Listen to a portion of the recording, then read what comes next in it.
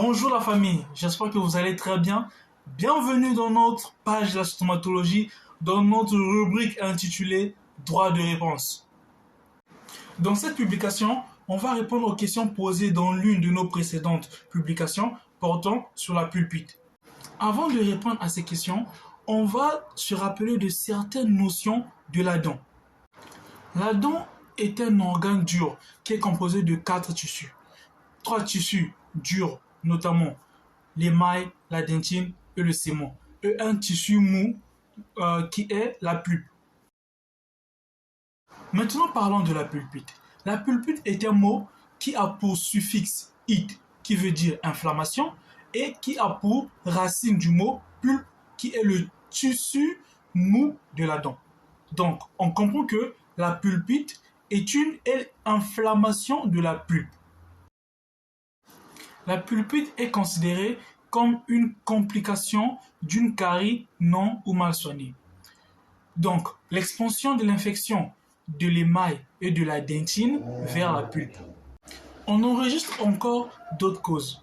Par exemple, le traumatisme, par exemple, une erreur orthodontique lors du déplacement des dents, une erreur orthopédique lors de la préparation de la dent pour une couronne, la préparation de la dent sans refroidissement, une erreur thérapeutique lors de l'utilisation des substances fortes, plus souvent quand on soigne la carie dentaire pendant le stade profond. On peut aussi noter une pulpite due à une infection de la parodonte et parfois aussi une infection qui est générale.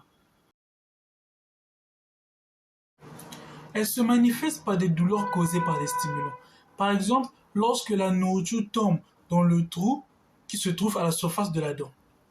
Dans la majorité des cas, elle se manifeste par des douleurs spontanées, souvent la nuit, avec des irradiations plus souvent observées au niveau de l'oreille et parfois le long de la mâchoire. Les soins sont endodontiques, donc l'extraction de la pulpe, soin des canaux, obturation des canaux et fabrication des couronnes, ou soit de la couronne s'il s'agit d'une seule dent. Concernant la prévention, c'est de soigner ces caries, se rendre chez le stomatologue une fois chaque 6 mois, faire le détartrage une fois chaque 6 mois, avoir une bonne hygiène bucco-dentaire. Donc, grand merci à tous ceux qui ont suivi la vidéo.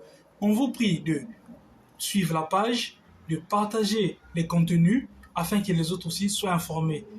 Je vous dis ciao, à bientôt, prenez soin de vous.